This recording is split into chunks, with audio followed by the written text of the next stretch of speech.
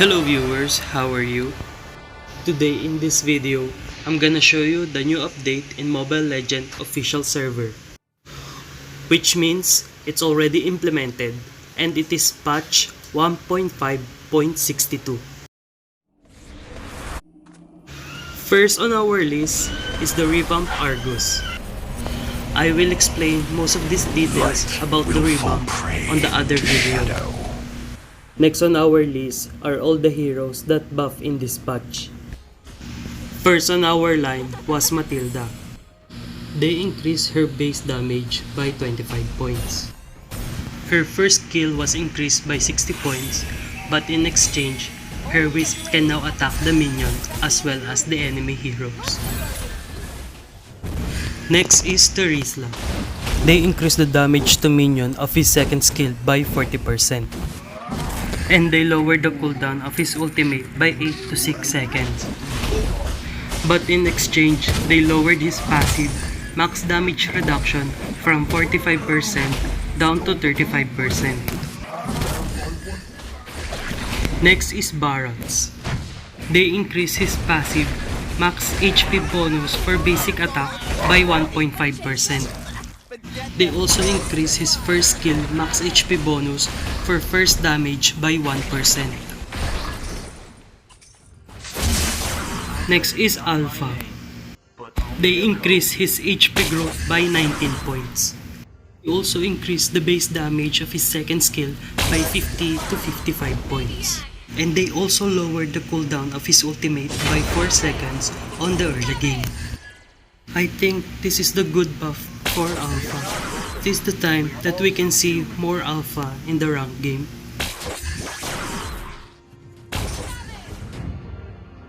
Next is Dira. They increase his passive HP regenerated from enhanced basic attack by 50 points. Double kill! Triple kill! Next is Moscow. They increase the attack speed of his first skill by 20% on the early game. Next is Popol and Koopa. His third skill now can expose target's locations. You just blocked my way! Some blood! Next is Bane. They adjusted the passive of enhanced basic attack from 160 to 190% now to 150 to 200%. They increased the cooldown of his first skill by 0.5 seconds, but in exchange, they increased the attack bonus by 20%. They decreased the cooldown by 3 to 6 seconds, and the second skill now rely on magic damage. His ultimate now deals magic damage from 160 physical attack now to 200 magic power. Next are all heroes that made balance. First on our list is Brody. They lowered the physical attack growth by 2.5 points. Next is his second skill.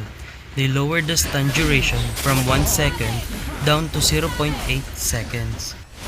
And for his ultimate, they decreased the base damage by 60 to 70 points. They also less the lost HP by 2% but increased the physical attack bonus by 20%.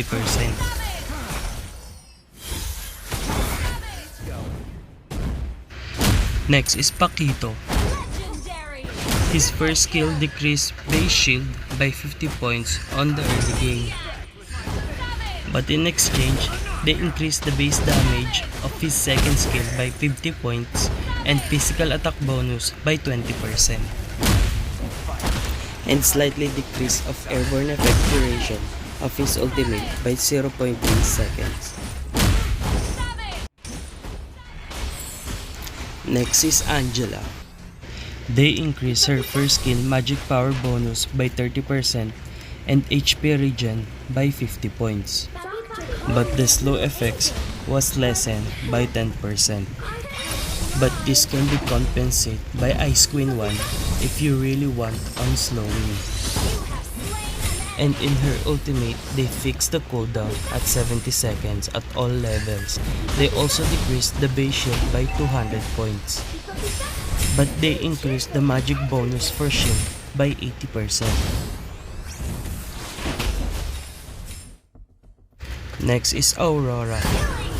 Her passive frozen to target was decreased by 10%. But her first skill increased magic power bonus by 70%.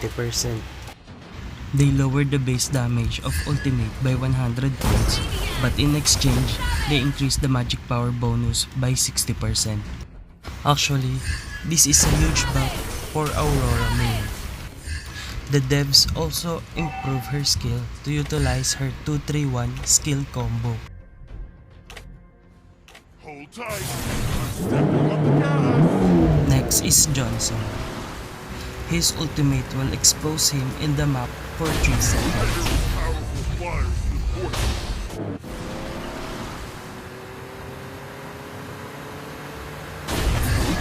Powerful flyers report.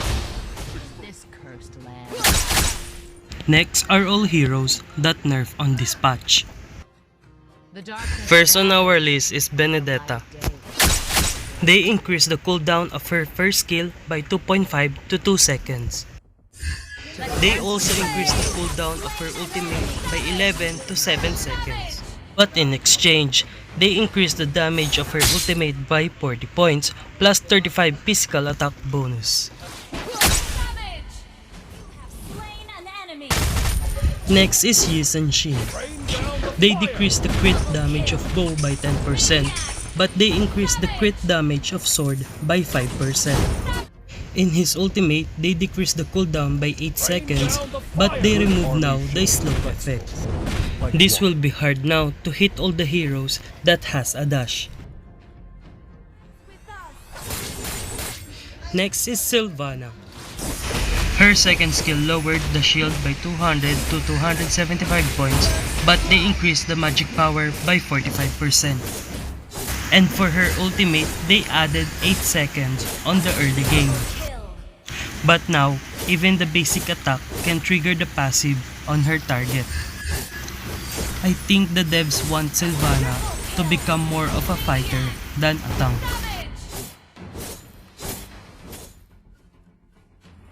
Next is 1-1. They lowered the physical damage bonus of her first skill by 20%. Now for her ultimate, they make it more visible until ultimate can be cast.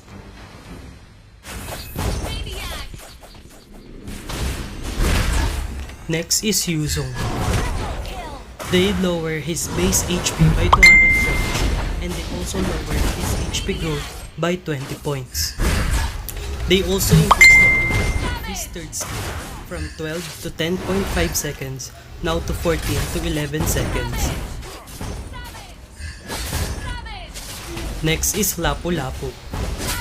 They lowered his physical attack bonus by 50%. And they also lessened his damage of ultimate in heavy sword by 40 to 60 points.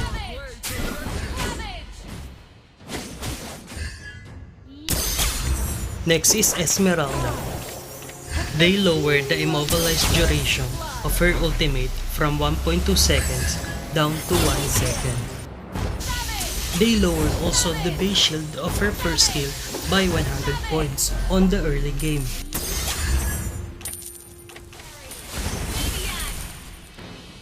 Next is Veil. They decreased the cooldown of his first skill by 1 second. But they increased the damage of second skill stop on hit by 10%. Next on our list is the update of rare skin on the fragment shop. Next is the update of heroes in the fragment shop. Brilliant design. Next on our list, they optimize Harley's ultimate to make it more easier to recognize the duration. This. That. Next, they fix the volume sounds of Elkurt's second skill, Deadly Stinger. Blood.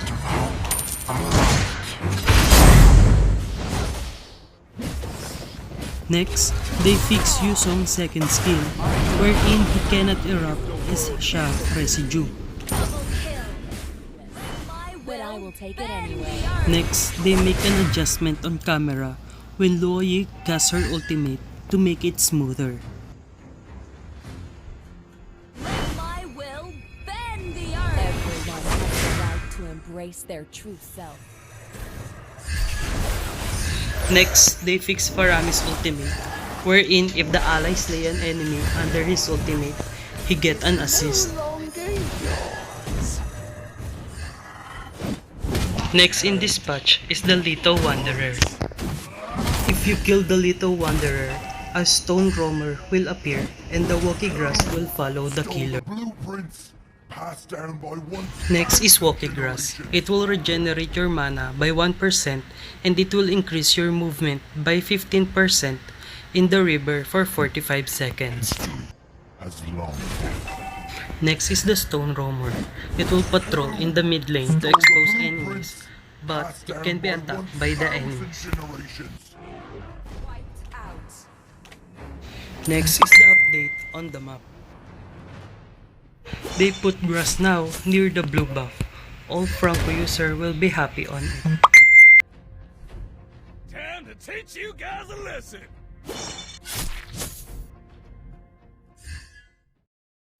Next is the update on the items. First is the Queen's Wings. They increase the physical attack by 10 points, but they decrease the HP by 100 points. And the unique passive Demonize, they reduce the damage reduction of HP from 40% down to 30%. Next is Immortality. They increase the resurrection time from 2 seconds now to 2.5 seconds, and they also increase the shield up to 200 points. But in exchange, they also increase the cooldown from 3 minutes now to 3.5 minutes. Next is the Clock of Destiny. They decrease the growth interval by 10 seconds and the maximum stack now is 12 stack. Which means before you will fully stack by 5 minutes, but now you will fully stack by 4 minutes. Next is the jungling items. They reduce the XP and gold that you get from the minions from 40% now to 50%. But in exchange, they increase the gold that you will get from the jungle monster by 10%. Next is the update on the turrets. If the energy shield is active, it will reduce the damage of the heroes from 10% now to 15%. And also the extra damage dealt of turret consecutively on the hero has now increased by 35%. And last, all the damage of the turret on the hero for the first time was reduced by 10%. So what can you say about the new update? What will you likely the most? Share your thought on the comment section. I will raffle some epic skins if I reach 2,000 subscribers. That's all for this video. Take care and thank you for watching.